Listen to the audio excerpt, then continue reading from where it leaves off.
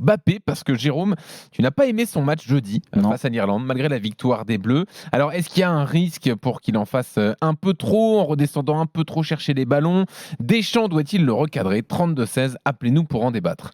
Jérôme. Bon, recadrer, le mot est fort, Jean-Louis. On en a parlé en préparant l'émission. Je ne pense pas que ça mérite un recadrage. Par contre, on peut aussi dire, et c'est pas faire injure à Kylian Mbappé, que sur ce match-là, en effet, du moins moi, personnellement, j'étais au match, j'ai pas aimé ce qu'il a pu faire individuellement et surtout collectivement. Parce que il a pensé à lui avant de penser aux autres. Alors l'équipe a gagné, donc c'est plus facile de se dire les choses dans ces cas-là que quand l'équipe elle perd. Bien sûr qu'on est aussi, et je suis habitué à voir Kylian Mbappé dans un autre profil, en étant percutant, en étant décisif, en se créant beaucoup d'occasions, même si par moment le ratio occasion-but, il peut l'améliorer, parce que ça lui arrive de perdre des duels avec le gardien. Mais là, on n'a même pas eu l'occasion de parler de ça, parce que je ne l'ai pas vu dans un bon état d'esprit collectif. Pourtant, en première mi-temps, il a été servi beaucoup de fois, mais il est revenu dans les 20-30 mètres en jouant dans l'axe, en multipliant les touches de balle, en se créant très peu d'occasions. Et puis la deuxième mi-temps, en fait, il y a une action qui me marque, et c'est pour ça que je voulais en parler aujourd'hui, c'est que Griezmann a été bien meilleur en deuxième mi-temps, a été dans les bonnes zones, proche des attaquants, très haut, et c'est là qu'on l'attend face à une défense regroupée. Et souvent, Griezmann, en jouant une touche, deux touches, est venu se faufiler dans la défense adverse, et Kylian Mbappé aurait pu le servir une ou deux fois, surtout une fois, juste avant le but de Marcus Thuram. Et quand tu es face au jeu comme ça et que tu le sers pas, c'est pas que tu ne l'as pas vu, c'est que tu n'as pas envie, c'est que tu as envie de jouer pour ta tronche.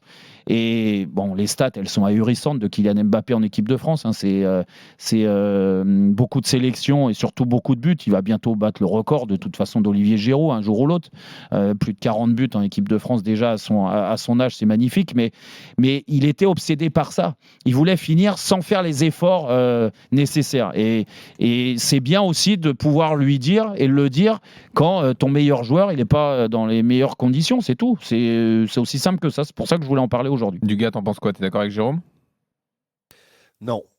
Moi, je trouve, alors, sur ce match qui est quelques séquences comme ça qui est gêné Jérôme, et il n'a pas tort, où Mbappé aurait pu être un petit peu plus collectif, ok.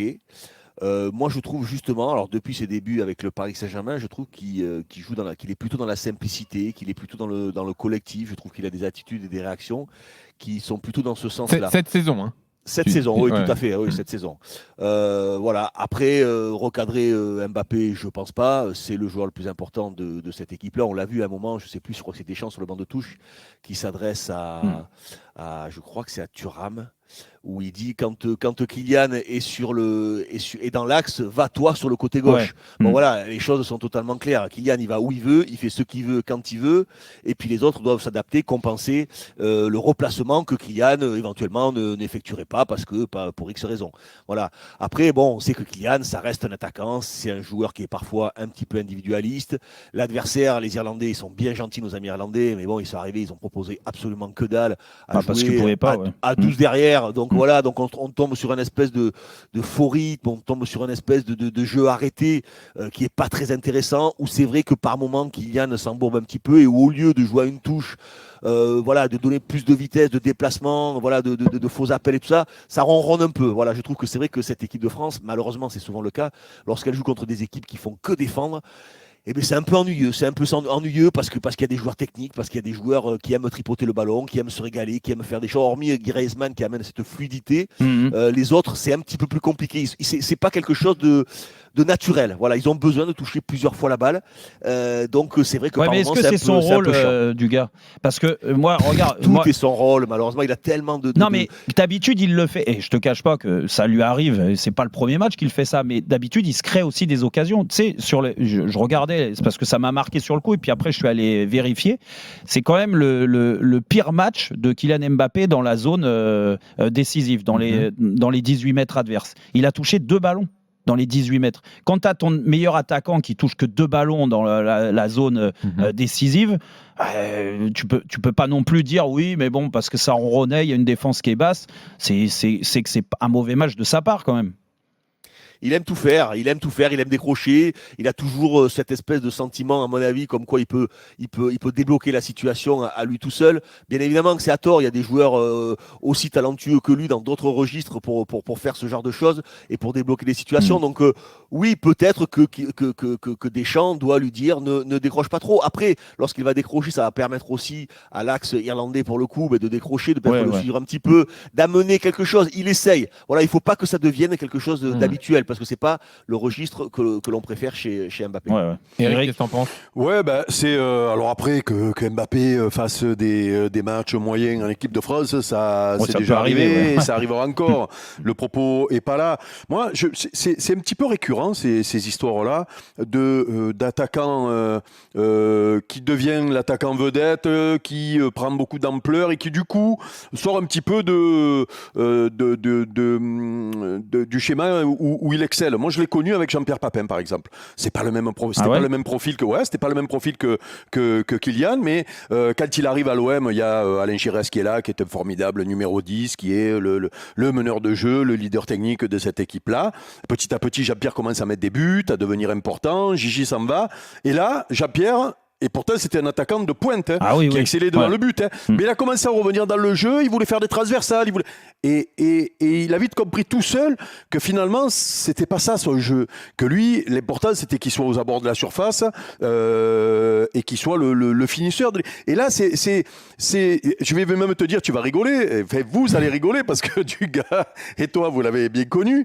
J'ai même connu Didier Deschamps à un moment donné, quand il est devenu capitaine à l'OM, vouloir faire des transversales aussi. Parce qu'il était, tu vois, parce que d'un coup, tu deviens, tu as un rôle un petit peu plus. Si je ferme les yeux, là, je rigole. Oui, mais non, mais c'est humain, c'est-à-dire que quand tu prends, je savais que j'allais vous faire réagir, mais quand on l'embrasse Didier d'ailleurs, pas sur les transversales.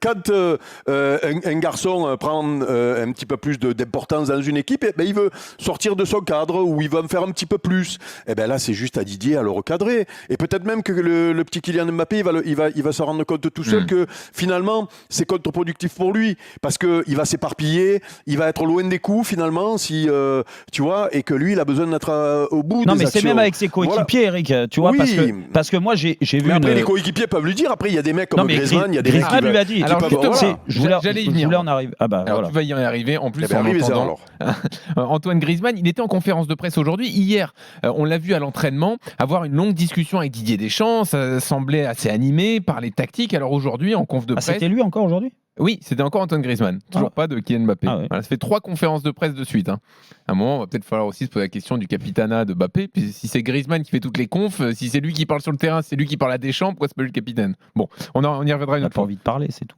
Oui, c'est ça. Bon, bref, donc Griezmann, qui n'est pas capitaine, s'est exprimé. Jeannot Rességuier lui a demandé quel était l'objet de cette discussion avec Didier Deschamps. On parlait du match. La première mi-temps, le coach m'a demandé si j'étais bien en jambes ou non. Et je lui ai dit que je me sentais bien, juste que je ne touchais pas de ballon. J'essayais d'être bien positionné entre les lignes. Ensuite, je lui ai dit que j'avais vu que le jeu allait souvent à gauche. Donc, je suis allé à gauche pour ramener le ballon à droite, pour les donner un peu à Ousmane. Parce que Ousmane il était en jambes, il avait que des 1 contre 1. Donc, c'était un moyen de faire mal à l'adversaire. Voilà, ce que dit Griezmann, c'est que le jeu penchait trop à gauche et que lui touchait pas assez de ballons. Première mi-temps, oui. Voilà. Première mi-temps, moi je l'ai constaté, on l'a tous vu de toute façon. C'est lié à ce que tu dis sur Mbappé. C'est lié, oui, forcément, et Didier Deschamps est habitué parce que quand tu joues.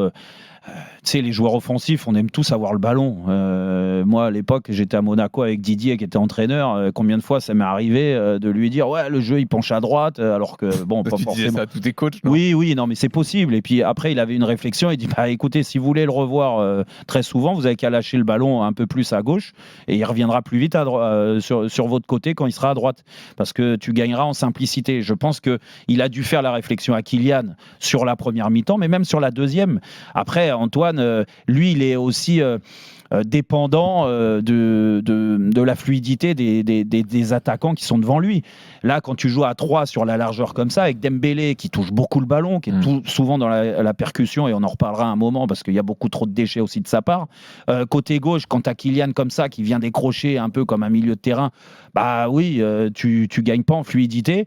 Et Eric et Dugas, moi j'ai constaté, alors vous étiez pas au match, mais moi j'ai vu la discussion après ce but là, quand Kylian doit servir Griezmann et il le sert pas, et qui joue pour sa gueule. Griezmann est venu le voir juste après le but en lui disant: oh Kylian, et là il s'est excusé.